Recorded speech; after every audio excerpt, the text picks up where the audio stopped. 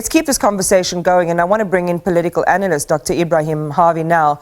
Dr. Harvey, good evening to you and welcome. You've been writing quite extensively about this issue, from the time that it began up until now, and in observing the developments from the ICJ and just the outpouring of reaction from many, many quarters in society.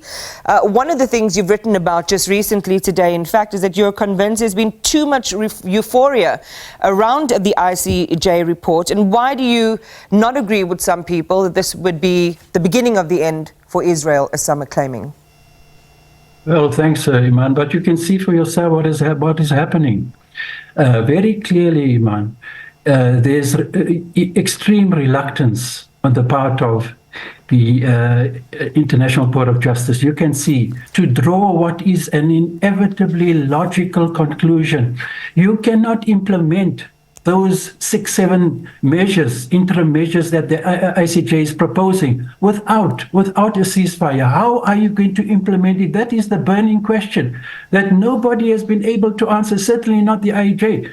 And other supporters of Israel who actually support Israel, and in fact the decision of the IJ not to call for a ceasefire.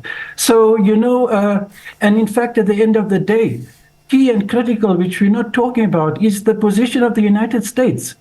The United States, without it coming to the party and calling for a ceasefire and seeing the need for it, 27,000 people dead, you're not going to get a ceasefire. You're not going to get Israel cooperating towards that end. And that is the thing. I think that a lot of people have tended to think you can see on Twitter, Facebook, all over social media, there was a whole lot of, euphoria when the ruling of the IJ came last week, because they thought that it will inevitably lead to a ceasefire, and you can see what has happened.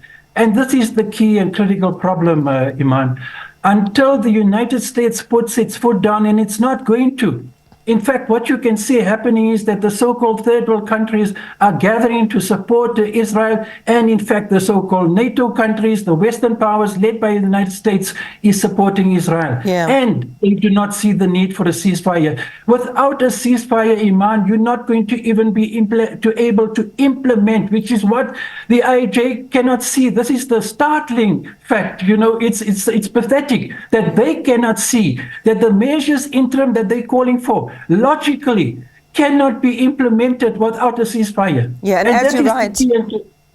as you write, sorry to interject, Dr. Harvey, as you write, this is the most intriguing and contradictory contention in the ICJ ruling. What you're encouraging us to do by invoking the responses of the third world countries is to see this event beyond the court, beyond the Security Council, beyond the immediate role players, to what it means even from a geopolitical perspective. And what can we divine then, Dr. Harvey, from a range of responses from many quarters around the world about the only obvious sort of endpoint that this is probably arriving at? Man, without a ceasefire, without Israel and especially United States seeing the need for a ceasefire, you're going to have a steady escalation. You're going to have an immense, unprecedented conflagration of hostilities. It's going to draw in the Middle East. You can see already United States under attack in that area. And in fact, if you talk about, and this has been around for a while, about the potential for a third world war, the beginnings of it, you can see there are key critical ingredients of that to my mind when I look at what is happening in the Middle East. And I'll tell you, key and critical to not going that path is for Israel and the United States especially to push it towards a ceasefire. Iman, you can think it's ABC stuff. You cannot implement the ruling and the prescribed interim measures unless there's a ceasefire. How on earth are you going to implement those preliminary measures unless there's a ceasefire? It's impractical to call for those measures to be implemented, and at the same time not see that you're not going to get it unless you've got a ceasefire. That is the biggest weakness of the report, Iman. And as you heard from our reporter there again, affirming what you're saying, you know, the words of the U.S. Representative Linda Thomas Greenfield, together with Ambassador Jonathan Miller, who's Israel's deputy permanent representative at the UN, it does seem to be going into one direction as predicted. There is another interesting dimension, Dr. Harvey, to what you've written. You've spoken about it before, but you brought it into the piece that you read today. And it's a question that I think a lot of people are beginning to kind of circle back again, is did Hamas overplay its hand on the 7th of October? Just share with us your views on that. Iman, in two columns on News 24, I spelled out this. I stuck my neck out. I had my family members and friends saying to me, what the hell are you doing? I was attacked because I said what Hamas has done on the 7th of October was reckless provocation. What did they expect is going to happen? I mean, you know, it's crazy what had happened, but it had happened. That is the important thing. It's done. You cannot, however, only look at the response of Israel and what has happened without subjecting to critical scrutiny what has happened on the 7th and really I cannot fathom what Hamas had thought would be the purpose of what had happened on the 7th of October, what they sought to achieve with it, and that they did not foresee such a massive retaliation from Israel, and the United States would go out of its way to support it. And look what has happened, Iman.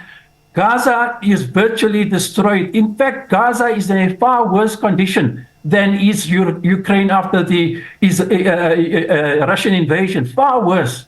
It's going to take years to recover, if at all attempts will be made to rebuild Gaza. And, this is the problem with the left itself. They did not interrogate this thing of what Hamas had planned with this attack. What did it seek to achieve? And what has been the result of this? You know, this is the key and critical thing. And unfortunately, we don't want to go down that path and confront those questions. All we do is to look at what Israel and the United States is doing without dealing with these issues, Iman.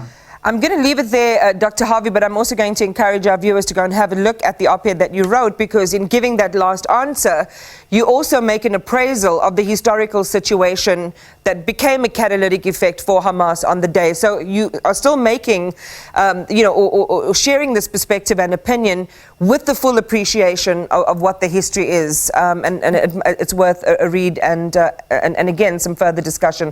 Thank you for your time tonight. We appreciate it. Thanks, as always, political analyst Dr. Ebrahim Harvey.